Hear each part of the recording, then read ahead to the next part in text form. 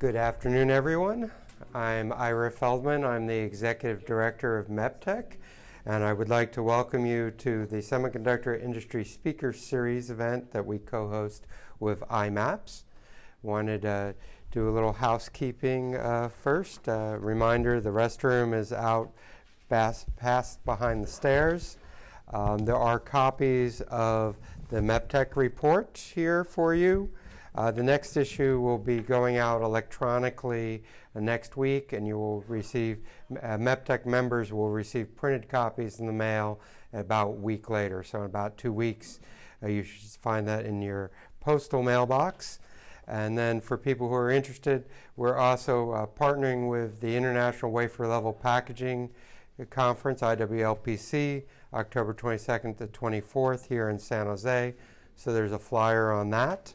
And as a committee member there, I encourage you to attend because there are a lot of great technical presentations and some really outstanding keynotes slated for that program.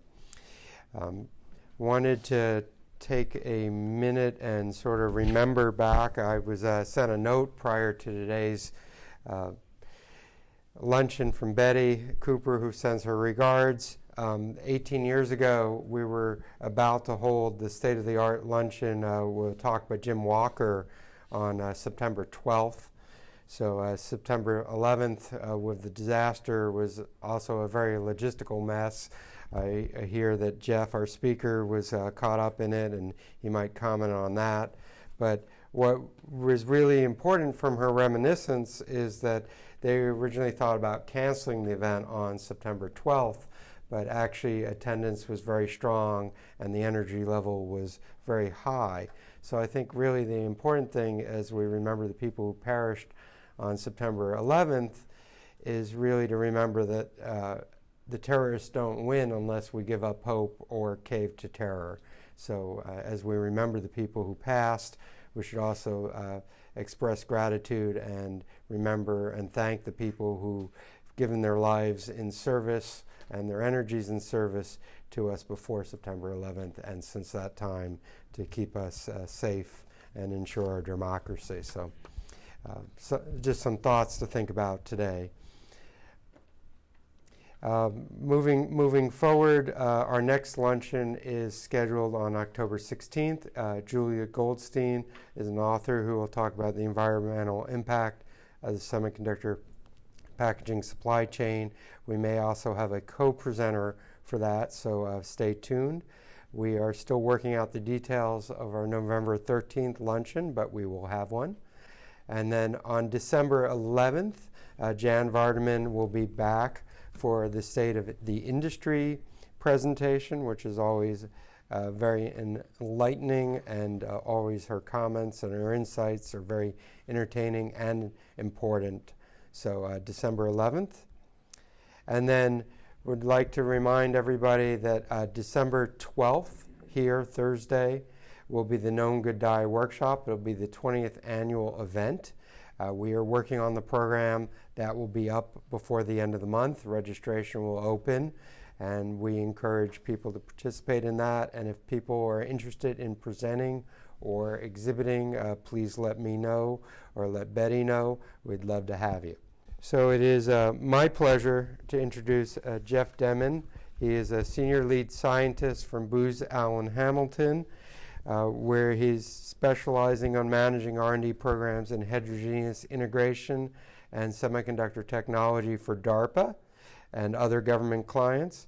He was previously the director of OEM marketing at Stats Chip Pack. He's worked at Tessera and was editors at both Advanced Packaging and Solid State Technology magazines. And he's been a longtime board member of MEPTEC since 2000. So with that, I'd like to welcome Jeff. Okay, I think I'm all set here. Thanks, Ira, for the introduction. And yes, it was 18 years ago on 9/11. I was living in New Hampshire at the time. I was working for Advanced Packaging magazine with Penwell in Nashua, New Hampshire, and flew out of Boston that morning, headed for California for this. So that's exactly what one of the planes that was hijacked was doing. And for a while, My wife didn't know what plane I was on. It was a little bit harder to track down those details in those days, so that was a stressful time for her. They landed all the planes in the air at the time. We landed in Des Moines. I was fortunate to be able to rent a car and drive back to New Hampshire. Found the family the next day, but yeah, obviously a stressful time. Quite an experience for me, but still, fortunate compared to a lot of people. So that's helped me to remember not to sweat the small stuff. So hope that's something that everyone else can take away as well. So without further ado, maybe just to explain, Booz Allen Hamilton, not especially well-known company, but it's quite a large government contractor. So large parts of the government run mostly on contractors. So I work for Booz Allen Hamilton, contracted out to DARPA and other agencies. The staff at DARPA, the actual employee count at DARPA is about 100 people. So it's pretty small for an agency managing about $3.5 billion every year. But the contractors provide the continuity because DARPA program managers cycle through every few years. And we're also available to keep working when the government shuts down, if that ever happens. So it's quite an interesting spot to be. Obviously leading edge research, and so I'm happy to be with Booz Allen Hamilton and helping contribute to DARPA work. So continue on here. So what we'll be talking about here today, talk about the past, present, and future of government investment in heterogeneous integration. We're all pretty familiar with the topic probably by now, but there's been a lot going on for many years at DARPA and other places in the government, and I'll talk about some of that. I'm involved in some programs currently, CHIPS being the primary one, and there's a larger umbrella effort called the Electronics Resurgence Initiative that's run out of DARPA's MTO office, Microsystems Technology Office, which is over $1 billion invested in bootstrapping up the domestic electronics industry. And then in the future, there's more security issues than ever. So there's a lot being done to address that. There's a very large effort called MINSEC. You can read the full name there. You can see that no shortage of acronyms here in the government world, but that's a large umbrella effort going on. And then probably the most recent thing of note, this program called SHIP.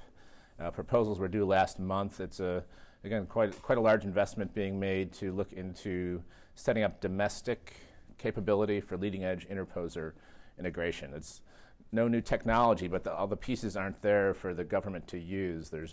That's kind of become very clear. The government can see all these capabilities out there, but they're either offshore or they don't want to deal with small volumes or can't quite meet security requirements. So getting the pieces in place so that the U.S. can access the most leading edge technology, and that's what that one's about. So we'll get to that.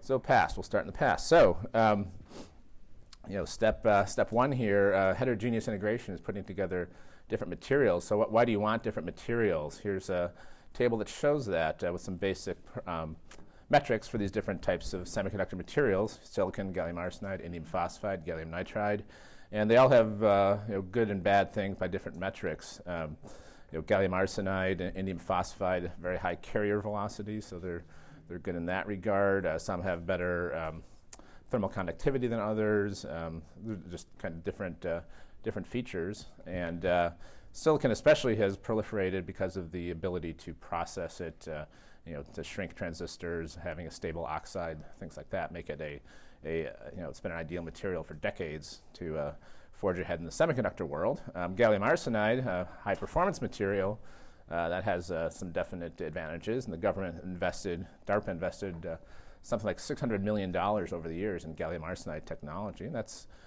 becoming more and more of a mainstream material. In RF front ends and things like that. Indium phosphide, gallium nitride, a lot of work more recently in that, but large investments in these materials. So that's why we need this diversity of materials. Just one interesting tidbit here: indium phosphide. Let's see, where's the one of the programs at DARPA called Terahertz Electronics actually had the fastest transistor to that date, and they actually got a Guinness World Record certification for doing that. So it was kind of a nifty thing. DARPA's not shy about getting PR like that. So that was one of the accomplishments in these different programs over the years. I'll be talking more about things on the right there, the CMOS, Cosmos, DAHI, and programs that follow to integrate all these different devices. So I think a lot of us have also seen this, where people are predicting the end of Moore's law. It's getting really, really hard to keep things moving forward with more, finer nodes advancing the silicon technology. And even Gordon Moore himself, every 10 years, has updated his projection. It's always about 10 years out that Moore's law runs out of gas. So he shows up there 3 times. Not quite sure what this guy was thinking here. 2600 when Moore's law will run out of steam. I don't know what that was. But it's incumbent technologies, though, tend to go on longer than anyone expects, and that's been true with Moore's law. And there's still debate as to what, when it really will run out of gas. However, if you read carefully, the 1965 paper by Gordon Moore actually includes heterogeneous integration. So you could say Moore's law will continue via heterogeneous integration. There's the verbiage he used where he said it would be more economical to build large systems out of smaller functions, separately packaged and interconnected. That's heterogeneous integration. So even over 50 years ago, that was seen, and that's kind of the forgotten part of Moore's law. So that's been a kind of a driving concept behind a lot of the work in the government on heterogeneous integration. So why heterogeneous integration? Most people think of putting the upper left there, best of breed technology. You get to pick and choose the type of device to put together to get exactly what function you need. This is a canonical transceiver device there with color-coded different types of devices, silicon, indium phosphide, gallium nitride, and even MEMS devices, the different pieces that go together to make a transceiver. So that's a representative application for heterogeneous integration in the government. Apart from that, being able to mix and match the best type of devices, it can't be higher density conventional integration of different device types, even a wafer scale phased array even. And then having a modular design approach. And I'll talk about that when I talk about chips, where having different types of devices, putting the pieces together changes how you think about it rather than having to deal with big pieces of silicon and do that. You can design things differently if you start thinking about it differently. So DARPA has been involved in this for a long time. It's over 20, 25 years. Many different programs over the years. Sometimes it's these specialized applications like focal plane array stacks, 3D IC. In the last maybe 10 years, there's been more work on what people picture as conventional, broadly applicable heterogeneous integration. It all started back with the ASEM program back in the early 90s. And that was when I was working at NCHIP, getting funded by the government. So I was on that side of the table at that time. And that's a version of me from the previous millennium when I was working on that. So I recently did update my photo on LinkedIn. Some people were noting how old it was, and there it is. So anyway, so here's that device we're talking about. We're putting together these different pieces, can really have performance that's just not possible any other way, and we'll have a few examples of that in the DAHI program. So that was kind of a guiding concept of how to approach this. So DARPA sat down, looked at this whole space of this, on these axes, the number of transistors that can be integrated, on the horizontal axis, and then a figure of merit on the vertical axis, and different materials show up in different spots with different types of devices, HEMT, HBTs, MESFETs, different things. Silicon, of course, is on the far right, just with the ability to integrate billions or trillions of, as we saw at hot chips recently, a trillion transistor chip. So just the integration, the ability to scale is just amazing for silicon. On the other axis, gallium nitride and other devices have much better performance by this figure of merit. And the goal of these programs, Cosmos and DAHI, was to push everything up and to the right to integrate these different things to create groundbreaking capabilities. So the Cosmos program was the first one of this this most recent wave of heterogeneous integration, and kind of the different things were explored. Kind of buried in here, but doing this monolithically, so building heterogeneous devices as you make them, or printing them, epitaxial printing. They're all demonstrated, and also a chiplet approach with just sort of conventionally chips on a substrate. It's sort of easier to envision. That was explored as well, and turned out that was really the best approach identified in Cosmos. The other ones had yield issues if you're doing these wafer processing steps, and it doesn't work, then you lose. It's just the yield just did not work very well. So that's why, a goal of this, or an outcome of this, was identifying this chiplet approach as the way to get the most general purpose, high yielding heterogeneous integration approach. So the program that followed that was called DAHI. I suppose I should have spelled that out here. Diverse, Accessible, Heterogeneous Integration is the name of it. Again, government acronyms. So this is where CMOS silicon serves the substrate. So it's like the silicon interposer we're all familiar with. This is active silicon, though. So you can integrate gallium nitride devices, silicon devices, indium phosphide devices. So with CMOS as the actual device CMOS, device grade CMOS is the substrate, you can integrate these different devices and create really impressive designs with the designers from the defense community. There's this sequence of multi-project wafers, MPW, in the DAHI. That's what all these are along the bottom there. In the DAHI program, increasingly sophisticated designs and larger size substrates and even progress in terms of the technology. It started at 130 nanometer CMOS in the first one, and the most recent was at 45 nanometers. Still not leading edge, but still serves a lot of needs in the defense community. So that's the path that this DAHI program pursued. So just a little bit more info on it. These are actual 300 millimeter wafers from Global Foundries, 45 nanometer node. A whole range of devices on this here, and each kind of neighborhood there belongs to one of the design teams on the DAHI program. There's Northrop Grumman, Rockwell Collins, Teledyne, 4 or 5 different companies, BAE Systems, had test designs on here. And you can see it's kind of interesting picture. The dark device, that's the back of indium phosphide. That's face-to-face with the silicon device for the best performance. Face up is gallium nitride for better thermal contact on the higher power devices. So a lot goes into this. And then there's a few examples of some of the circuits that were made with this, and with performance that was not possible any other way. Just one example here. Actually, I have a couple examples, but this is BAE Systems demo here. You can see a whole range of devices on the indium phosphide, gallium nitride, silicon CMOS, and by this metric here on their program, it was reached unprecedented levels there. Here's a similar example. This was Northrop Grumman's design work on DAHI, where it was a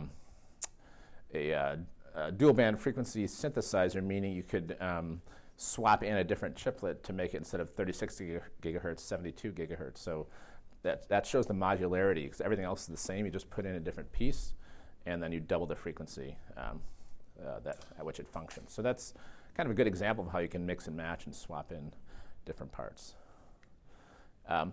Here's kind of a summary of all the stuff that's going in here. So there's CMOS of different nodes, a few different flavors of indium phosphide, a few different flavors, progression of gallium nitride over the years. Gallium arsenide was added, passive components were added.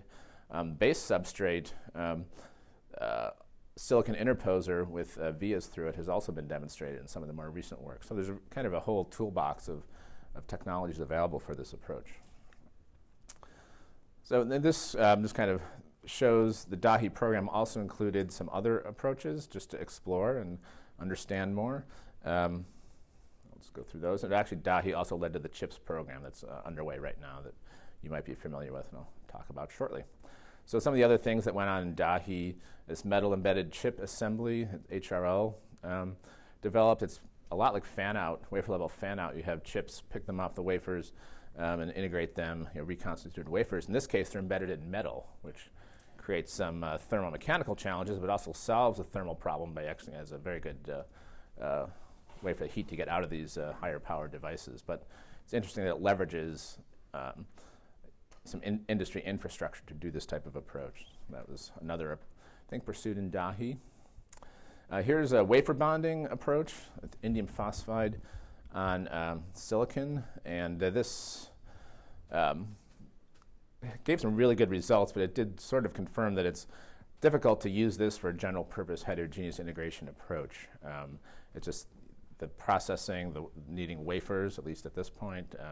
It's not quite as flexible as some other approaches, but when you can do this, it's can be some pretty impressive results. And then even there's this microtransfer printing technology. Maybe you've seen this, where you can pick really tiny devices off of wafers with this stamp, and then use that as your mechanism for transferring devices to another substrate. So it's a kind of nifty way to do this. You need to design for it, so it's again not as universally applicable. It works best with small devices. There are applications in the LED world, for example, with this. So that's another approach that was interesting, the DAHI program. Just some more results on that. So that's what's gone on in the past. Now, though, as I mentioned, the DAHI program has led to the CHIPS. There are a lot of avenues that could have been pursued to follow up on the DAHI program. And what DARPA really saw as making sense as, how do we make this function more like how the silicon industry functions with IP reuse and modularity and standard interfaces and things like that? Because this DAHI work, as impressive as it was, it still felt like an engineering project every time we were doing a different design. So CHIPS wanted to address some of those issues. The key concept behind it, standards and modularity. If you don't have standard interfaces where different devices, it's known what you're designing into, then everything is an engineering project. And modularity is also a critical capability for heterogeneous integration. And if you look over the history, the printed circuit board, and that's been the default heterogeneous integration platform for many decades. It was actually invented in the 30s and really took off during World War II, actually. The proximity fuse was the first high-volume use of printed circuit boards. So whenever the DoD can point to DoD investment paying off, we like to do that. So here's kind of this timeline of the printed circuit board industry over the decades has been a good industry, but it really does is enables other applications. So the gradual rise of printed circuit boards and that and related technology allows these hockey sticks of these different products of smartphones and computers over the years and whatever. So it's an enabler. So that's the vision behind CHIPS as well, having an approach that uses standards and modularity to help other things take off. It's not quite so easy though. Modularity is already in place, and system on chips. These IP, ARM is a great example. All these companies that provide different blocks, IP blocks, to integrate on a system on chip, and you can mix and match, but it has to be done at the monolithic level, so you're still not taking advantage of different silicon technologies for different functions, and you're kind of stuck with using the one that captures the most capabilities, even if a lot of the area on a chip doesn't need it, so it's an inefficient way to go about it. But still, the IP model has grown over the years. I mean, it's used more and more. Every time Apple comes out with a new phone, which like they just did, this is a few generations behind here, but you'll find diagrams mapping out the different parts of what's doing what in the Apple processor. So the modularity concept, that's been shown, but it's monolithic integration. But it's prohibitively expensive to do these systems on chip unless you are Apple or Samsung or a small number of companies that can do that. It's kind of an interesting tidbit here. The fab cost for commercial electronics is amortized. You cover that in 1 day's worth of iPhones. But the fab cost for a DoD chip that goes in the Joint Strike Fighter there, it's the whole lifetime build of it. You need to pay for the masks and fab time and all that. So it's the way advanced silicon is made is a mismatch for the DoD needs. So, it's hard for the DoD to keep up with the most advanced silicon technology, but conventional assembly in the packaging world hasn't progressed very well. These are numbers from the ITRS showing the scale of all these different technologies, and you can see it's a log scale on the left there. The silicon, the lower half there, advancing pretty rapidly, order of magnitude every few years or so. Packaging, though, it's barely sloping downwards at all. There's very slow progress in these things. So, packaging and assembly, that's great. You're very flexible for heterogeneous integration. You can do quick turnarounds on things, but you don't get performance or fine pitch. So what you really want is the best of both worlds there. So how do you do that? Before I go into that, looking at these ITRS numbers, it's kind of interesting. Like the projections always just kind of push out. Like in the upper left there, they got pushed up. Like they're projecting coarser pitch, but that was because of cost reduction shift from gold wire bond to copper. These other things just get kind of pushed out to the right. People decide it's not worth it, the costs needed to do that. So these roadmaps should be taken with a grain of salt, but it's interesting historical data there anyway. So heterogeneous integration, bridging that gap between packaging technologies and wafer level technologies. And this is just kind of a scatter plot kind of thing showing all these different approaches. And obviously there's many ways at the package level to put things together, system and package, die stacking. And over here, there's a lot of wafer level technologies as well, 3D NAND and stacked memory, things like this. These wafer bonding technologies face to face. But it's that middle ground where where it gets tricky to bridge this gap. And that's, these interposer technologies serving a pretty good job of doing that using silicon processing scale interconnect to do something that's like a job for packaging. Still, though, it's not so simple. It's complicated if you look at some of the different ways to integrate things, whether it's purely monolithic, 2D or 2.5D on an interposer, or 3D stacking. The right answer depends on the die size and the power and cost requirements, performance, and all that. So it's not just like there's one right answer. So it's a complicated trade space. So you need kind of a host of solutions. And people have solved this. You look at the famous Xilinx FPGA slices, four slices making up one FPGA to solve the yield. HMC or HBM memory and processors, or Altera, Intel's FPGA with parts associated with it. But these are all, everything is a point solution. It solves one large company's needs. It's not a general purpose approach. So doesn't really help the industry. So that's where CHIPS comes in. The program started about 2 years ago now, where the goal is to have kind of a library of chiplets where there's commercial ones you can get off the shelf, there's custom DoD ones that companies have available, and you can mix and match devices and create these systems quickly, cheaply, and a way to picture it is like DigiKey. You can go online, click a few boxes, and you get the parts you want. And having a similar thing for chiplets is what the real vision is here. There's a lot of challenges there. Obviously, how do you make sure they all talk to each other? How do you actually assemble them at the pitch needed? So there's a lot to solve. So here's another way to look at the opportunity, the big white space, as we call it, to be addressed by chips. So there's these very fine pitch integration technologies out there, and even finer. But you can't do a lot of different technologies with them. Similarly, there's all these ways to put a lot of different devices together, but the scale is not appropriate for the performance that's needed. So step one is the interface standard needed. So there's a plot of different interface standards. HBM and SerDes and different things. Covers a really huge span. Some are designed for longer interconnects. Some are designed for ultra high bandwidth. So the target for chips is shown there. We're looking at putting chiplets pretty close together, so it doesn't need to drive things a long distance like SerDes does. So it's on the left on the interconnect length, and you need high bandwidth and low energy per bit. So there are the metrics targeted in the program. So this program started a couple years ago, as like all these government things. It's at different phases. So there's 3 phases. The first one is defining the interface. So that's basically done. The second one would be demonstrations of real modules with this whole approach. And then the last phase would be doing an upgrade to one of those modules, demonstrating the benefits of it. Interestingly, the program started with sort of these supporting technologies of different chiplets and assembly and things like that, but modular digital systems and modular analog systems. But when the proposals came in, they just weren't, the analog thing is kind of much trickier to do. The standards don't make sense. There's not as much interchangeability, so that was left as a problem for the student to be solved later. So this is CHIPS focused on digital work. So it kicked off here, the teams listed there on the left.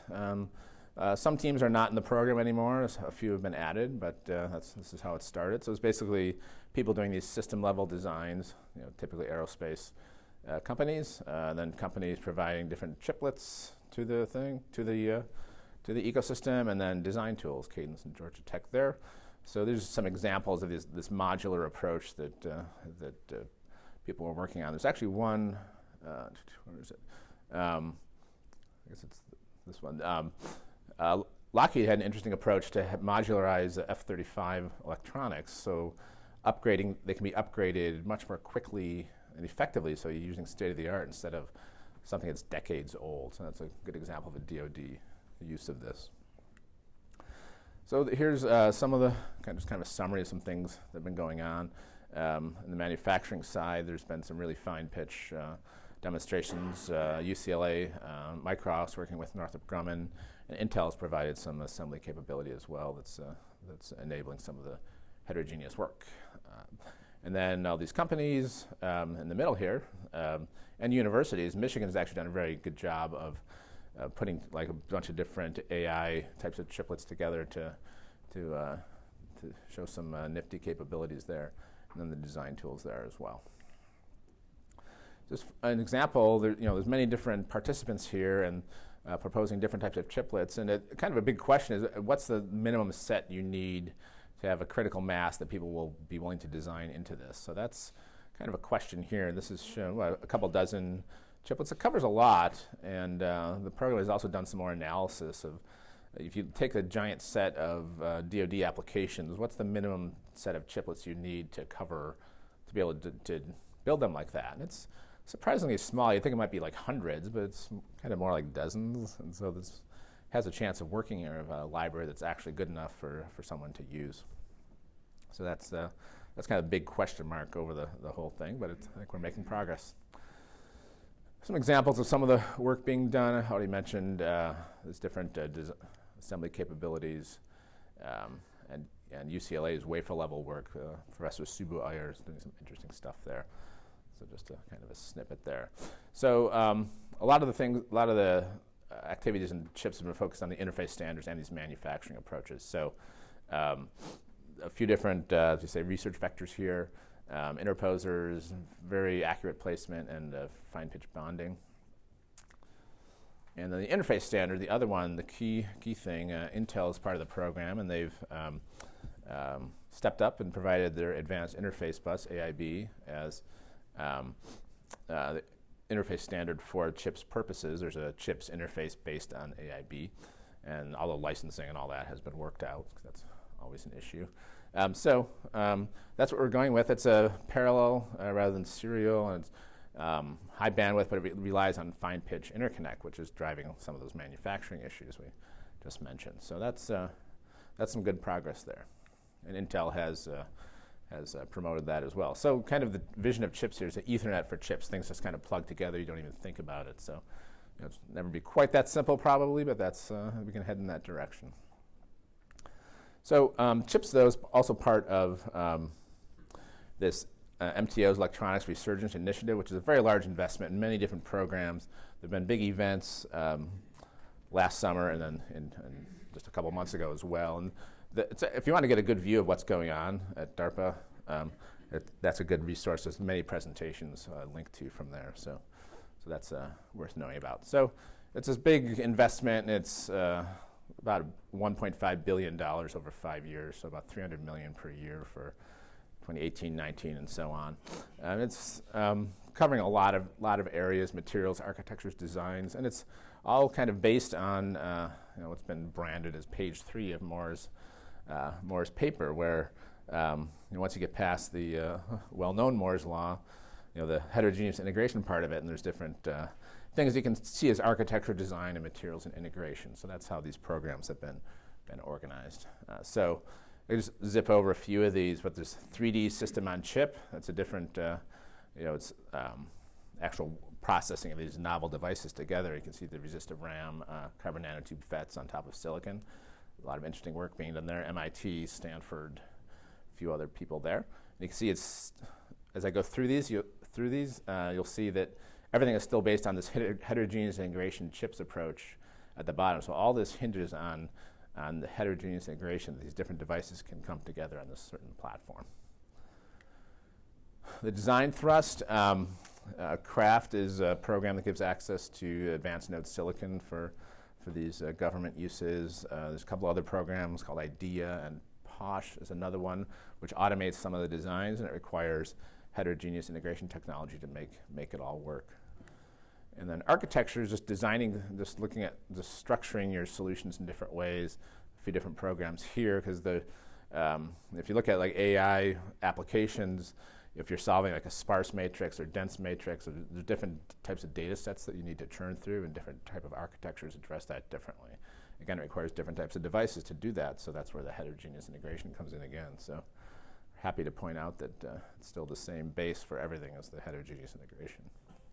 Even though these different application programs related to security, various things, machine learning, imaging, rely on heterogeneous integration as well. Interesting one here, SIF program is developing technology for secure voting, which is of significant interest these days, perhaps outside the government more than inside it. And then most recently, July 2019, just recently, there's actually a new director at MTO, and he presented his new vision. And kind of a new twist on this is we've done a lot of heterogeneous integration, but he is saying specifically 3D heterogeneous integration. So that's the 3D SoC program. There's a program called PIPES, which adds photonics to the equation. So there's a lot going on, and it's a lot based on heterogeneous integration. Even up here, putting these specialized functions together for all these programs, it's the CHIPS heterogeneous integration platform. So that's kind of what's going on now, and some thoughts on the future here. So this is stuff that should all look familiar to the packaging experts in the room. This is not even the latest and greatest. It's a generation or two old in some cases. So there's the interposer approach and the system and package, ASE's magic there, putting all that together. TSMC, now the 800-pound gorilla in packaging, has their own approaches. So there's these just amazing technologies out there. And as I mentioned a little while ago now, none of this is available to the DoD, whether it's for security reasons because it's from overseas, or these high-volume manufacturers won't return the government's call because it's not worth it to them. It's the volumes and headaches of dealing with the government are just not part of their business model. It's a fundamental mismatch there. So how does the government get to use advanced interposers and system and package technology and fan-out and all this? That's the current conundrum, and that's broadly realized in the government. There's a lot of focus and activity related to packaging. And just I'll put on my Jim Walker hat here for a minute. If you look at OSAT headlines, I've called it here, there's an awful lot of activity at Chinese packaging firms, especially. I was with Stats ChipPack during the early days of the acquisition by JSET, so it was kind of interesting to see it from that end. But that's the kind of thing, a Chinese company acquiring leading edge technology. That's an issue. Does that mean then that the Chinese equivalent to the Department of Defense has better technology than the U.S.? Maybe. That's not a good thing from the government's point of view. And there's a whole range of things going on here where China and other countries have capability available that's beyond what the U.S. DoD has access to. I particularly like the patent portfolio. Stats ChipPack focused on that quite a bit, and with JSET's acquisition, it's quite complementary to JSET's previous business, and that's quite a powerhouse. So a lot going on there that's getting the attention of the U.S. government. And it's kind of taking it a different, another step up. 4 of the top 10 OEMs are Chinese, and they're the top, among the top growing ones there. You have sort of opposite trends in the foundry world. SMIC starting mass production of more advanced technology. There's questions of where that technology is from, but that's a different issue. In the meantime, Global Foundries is stopping advanced node development and focusing on more specialty type of work that fills other needs. So that's Probably not the trend that the government likes to see. Similarly, you look at wafer fab closures. North America, Japan, where a lot of capabilities shutting down. And then even just looking at Japan's internal production, they're really investing huge amounts in having their own homegrown capability for the whole supply chain and technical capabilities for packaging. And even here, compound semiconductors, you think of that as not really part of this whole mix, but more and more those are coming from foreign sources and ending up in U.S. GOD type of system. So that's what the government worries about these days.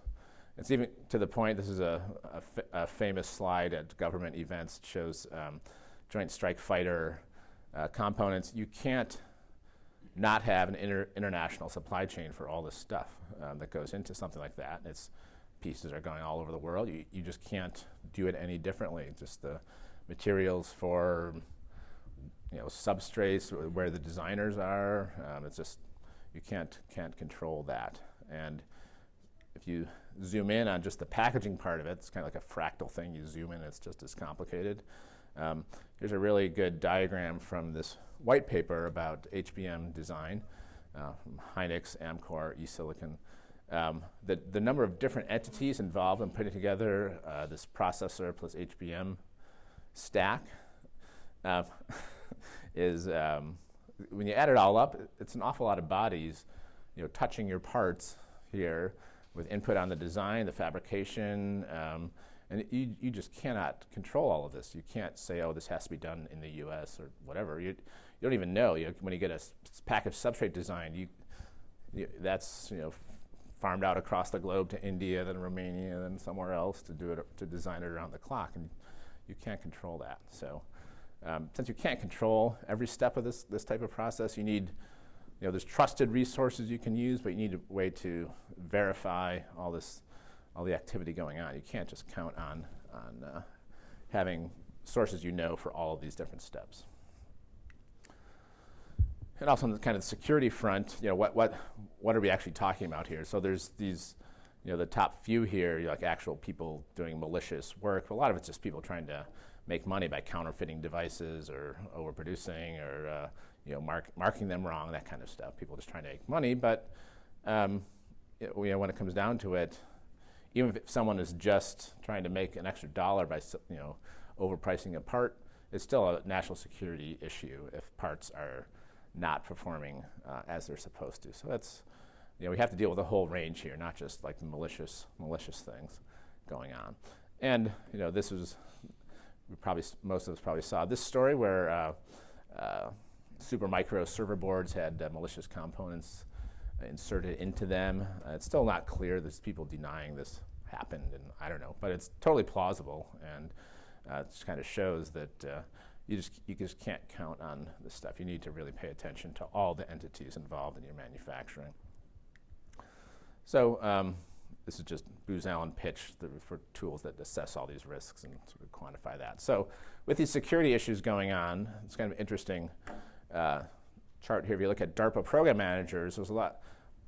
This is in some chronological order here. There's a lot more activity related to packaging and security than there has been. So that's definitely an area of interest. This is all public info. It's actually kind of interesting to track. Like photonics kind of goes in and out of favor at these agencies, or quantum, or computing, things like that. So it's interesting to track the topics that these program managers cover as they come in. This is one interesting DARPA program, a hardware-based security, called SHIELD, this program, where this tiny dielet, 100 microns square, you kind of ping it and it answers, so you can embed this in devices and track things around. So that's kind of one of the interesting DARPA programs related to security. This larger program, MinSec, it's hundreds of millions, if not more, pretty high level in the Secretary of Defense, Office of the Secretary of Defense, addressing this issue, the access to leading edge technology. How do you even do this? There's so many threats out there. What verification technologies do you need? And if you squint hard enough at these government images, can see how important the packaging piece of this is. These threats are concentrated in packaging. I think so many different entities are involved in it, and it's not in kind of lower tech activity. It's just harder to keep track of what's going on. So that's where the threats are located, and the way they show it, where packaging and test happens, that's where all the pieces come together. That's an opportunity to have a lot of security in place to guarantee, to assure your products for the DoD. So that's interesting program underway. There's a lot of different programs under it, so it's kind of an umbrella effort. The part of it is a trusted foundry program, trusted resources, and DMEA is an agency in Sacramento. Defense Microelectronics Activities certifies this assortment of places as being a trusted resource, and they have to have physical and cybersecurity things in place. And a lot of this list, these are the ones that are certified for packaging and assembly. A lot of them are captive. It's BAE and Northrop and companies like that. The other ones tend to be, there's not too many independent ones with advanced technologies, and it's just kind of not really serving the industry as well as it could. So there's some limits to this trusted foundry approach. And that's been noticed recently. Lisa Porter, who's the Deputy Under-Secretary of Defense for Research and Engineering, that's what that acronym, all that is, gave a talk at the ERI Summit in July, and it was really kind of a groundbreaking for someone in the Secretary of Defense office to say, we can't count on making anything securely. You have to assume it's not secure and deal with it. So it's a zero trust model. You can't trust things being made. So you need to, who has access to it? What are they doing? What do we need to keep track of? So it's a very data-driven approach where you're keeping track of the whole process flow much better.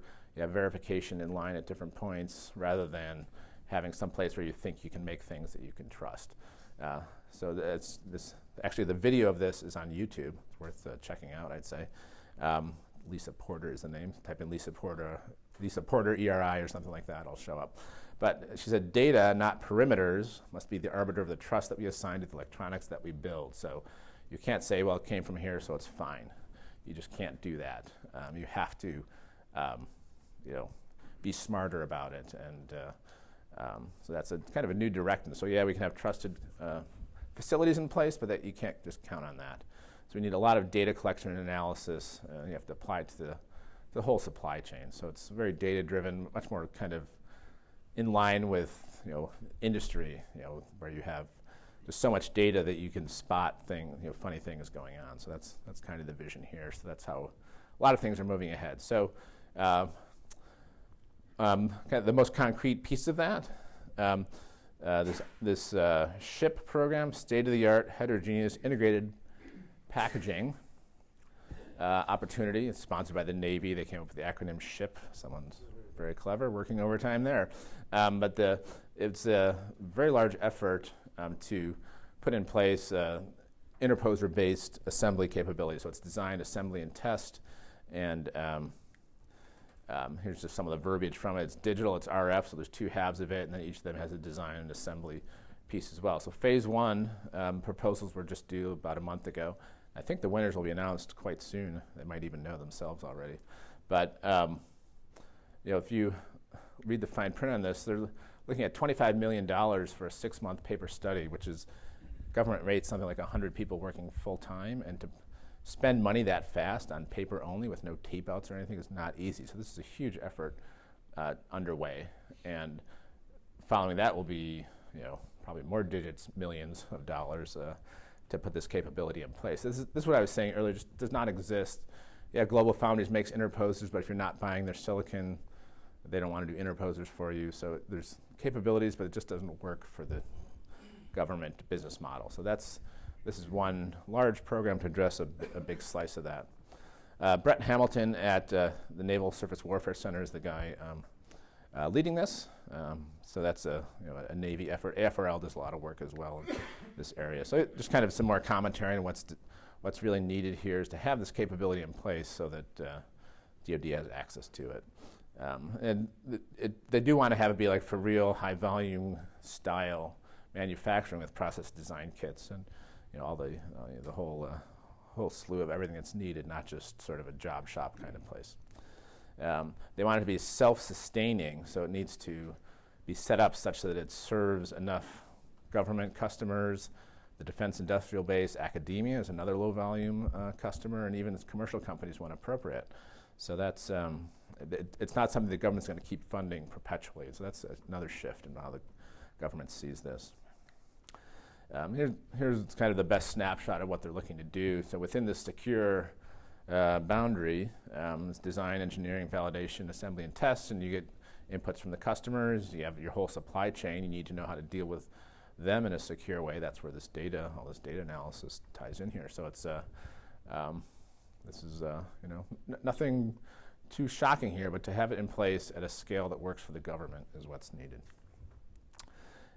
They give a few examples here, just kind of the canonical examples of digital FPGA plus things around it, rather than a giant, foot square board like that.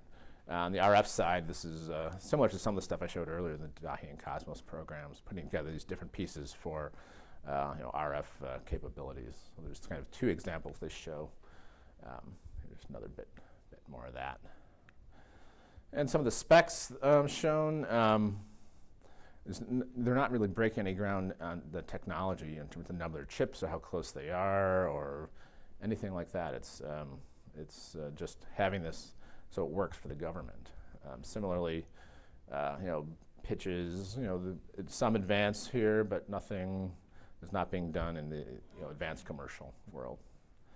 These specs are all available from the solicitation online. So that's, I have no idea how I'm doing on time here, Ira, but that's what I had to show on the past, present, and future of heterogeneous integration in the government. So a lot has gone on, a lot is continuing to go on, and it is recognized by the government as critical area, critical enabler for what the Defense Department of Defense needs to do. So with that, I'd be happy to answer questions, and I see a microphone there. So thank you, Jeff. okay, thank you.